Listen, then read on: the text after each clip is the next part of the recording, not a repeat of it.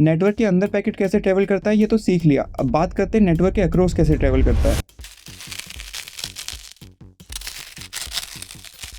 Router जब decide करता है कि पैकेट किस पाथ से डेस्टिनेशन तक जाएगा, ये प्रोसेस राउटिंग है। और इन सारे पॉसिबल पाथ को स्टोर करने के लिए राउटर एक राउटिंग टेबल मेंटेन करता है। पैकेट को अपने पास रखना है, अगले राउटर को भेजना है या डायरेक्टली डेस्टिनेशन पे भेजना है, ये सब डिसाइड करता है एक राउट। लेकिन पहले एक बात समझ लो, जब किसी राउटर इंटरफेस को आईपी देकर नो शटडाउन कमांड से ऑन करते हो तो ऑटोमेटिकली दो राउट बन जाते हैं। पहला लोकल राउट, नाम से ही पता चल रहा है।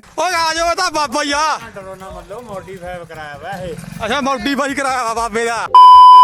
ये एग्जैक्ट इंटरफेस की आईपी होती है, मतलब /32। इसका मतलब ये पैकेट मेरे लिए ही है, फॉरवर्ड नहीं करना। एंड दूसरा कनेक्टेड राउट, ये उस पूरे नेटवर्क की रेंज होती है जिसमें इंटरफेस कनेक्टेड है। इसका मतलब अगर डेस्टिनेशन इस रेंज में आता है तो इस इंटरफेस से फॉरवर्ड कर दो। अब एक कॉमन राउट, अगर डेस्टिनेशन 192.168.1.1 है तो ये दोनों राउट मैच हो सकते हैं। डिसाइड कैसे होगा? गोल्डन रूल, पैकेट हमेशा मोस्ट स्पेसिफिक राउट यानी लॉन्गेस्ट प्रीफिक्स लेंथ फॉलो करेगा। इस बात को हमेशा राउटिंग के लिए याद रखना। कनेक्टेड राउट है /24 यानी 256 आईपीज और लोकल राउट है /32 सिर्फ एक आईपी। तो /32 स्पेसिफिक हुआ, मतलब डेस्टिनेशन 192.168.1.1 हो तो लोकल राउट सेलेक्ट होगा, पैकेट अपने पास ही रखेगा। नहीं समझ आया? दो बार देखो। मान लो डेस्टिनेशन इस बार 192.168.1.70 है तो इस बार ये वाला राउट सेलेक्ट हो जाता और पैकेट इस रूट को फॉलो करता। फिर से मान लो डेस्टिनेशन इस बार ये वाला है तो फिर से वही मोस्ट स्पेसिफिक वाला राउट सेलेक्ट हो जाएगा और राउटर दोबारा अपने पास ही रखेगा इस पैकेट को। अब एक ये वाला केस जिसके लिए रूट ही नहीं है तो इस केस में सिंपली पैकेट को ड्रॉप कर देगा।